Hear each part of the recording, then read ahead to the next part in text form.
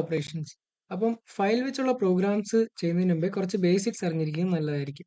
അപ്പം file operations പ്രോഗ്രാമിംഗിൽ ചെയ്യുന്നതെന്ന് വെച്ചാൽ 3 ഓപ്പറേഷൻസാണ്. ഒന്ന് ഓപ്പൺ ചെയ്യുന്നു, റീഡ് അല്ലെങ്കിൽ റൈറ്റ് ചെയ്യുന്നു, ക്ലോസ് ചെയ്യുന്നു. Okay, file open.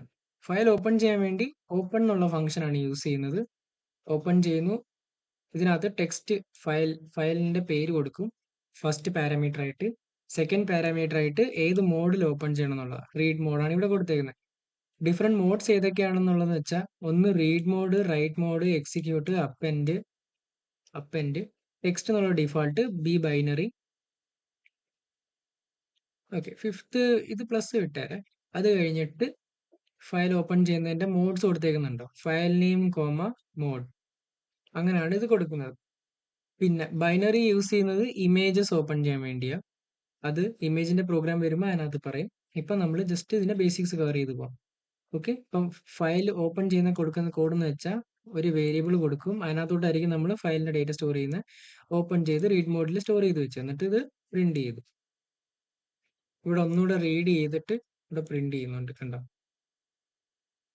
Okay, file ഇവിടെ ഓപ്പൺ ചെയ്തു, ഓപ്പൺ ചെയ്തിട്ട് ഇവിടെ റീഡ് ചെയ്തു, ആ ഫയലിനെ റീഡ് ചെയ്തിട്ട് കണ്ടന്റ് ഇവിടെയാണ് സ്റ്റോർ ചെയ്യുന്നത്. ഇവിടെ ഓപ്പൺ ചെയ്തതേ ഉള്ളൂ, ഇവിടെ സ്റ്റോർ ചെയ്തു, എന്നിട്ട് ഇവിടെ പ്രിന്റ് ചെയ്തു. ഓക്കെ, അത് കഴിഞ്ഞിട്ട് നെക്സ്റ്റ് ക്ലോസ് ചെയ്യുന്നു. ഫയൽ ക്ലോസ് ചെയ്യാൻ വേണ്ടി ക്ലോസ് ഫംഗ്ഷൻ ഉണ്ട്. പിന്നെ എക്സെപ്ഷൻ ഹാൻഡ്ലിംഗ് സ്കിപ്പ് ചെയ്യാണ്. അത് കഴിഞ്ഞിട്ട് വിത്ത് വെച്ച് ഫയൽ ഓപ്പൺ ചെയ്താലുള്ള ഒരു ഗുണം എന്താന്ന് വെച്ചാൽ ഇതുപോലെ ഓപ്പൺ ചെയ്യുകയാണെങ്കിൽ നമുക്ക് ഫയൽ ഓട്ടോമാറ്റിക്കലി ക്ലോസ് ആവും. ഓപ്പറേഷൻ കഴിഞ്ഞാൽ സെപ്പറേറ്റ് ക്ലോസ് ചെയ്യേണ്ട ആവശ്യമില്ല. അതാണ് ഒരു ബെനിഫിറ്റ് വിത്ത് ഓപ്പണിനകത്തുള്ള സംഭവങ്ങൾ തന്നെ. File name comma read mode as file. പിന്നെ ഫയൽ റീഡ് ചെയ്തിട്ട് എന്ത് ഓപ്പറേഷൻ ചെയ്യുന്നോ ആ ലൂപ്പ് എൻഡ് ചെയ്യുമ്പോൾ അത് ഓട്ടോമാറ്റിക് ക്ലോസ് ചെയ്യും. പിന്നെ റൈറ്റ് ചെയ്യാൻ വേണ്ടി റൈറ്റ് ഫംഗ്ഷൻ ഉണ്ട്. റൈറ്റ് ഫംഗ്ഷൻ അതിന് വേണ്ടി ചെയ്യേണ്ടതെന്ന് വെച്ചാൽ ഫയൽ നമുക്ക് റൈറ്റ് ചെയ്യണമെങ്കിൽ ആദ്യമേ നമ്മൾ റൈറ്റ് മോഡിൽ ഓപ്പൺ ചെയ്യണം. റീഡ് മോഡിൽ ഡിസ്പ്ലേ മാത്രമേ ഉള്ളൂ, കാണിക്കത്ത് മാത്രമേ ഉള്ളൂ. റൈറ്റ് ചെയ്യണമെങ്കിൽ റൈറ്റ് മോഡിൽ ഓപ്പൺ ചെയ്യണം. എന്നിട്ട് ഇവിടെ ഫയൽ ടൂലോട്ട് വെച്ചാൽ എന്നിട്ട് ഫയൽ ടു ഡോട്ട് റൈറ്റ് എന്താണ് ഇൻസേർട്ട് ചെയ്യേണ്ടത് ആ ടെക്സ്റ്റ് ഇവിടെ കൊടുത്താൽ മതി.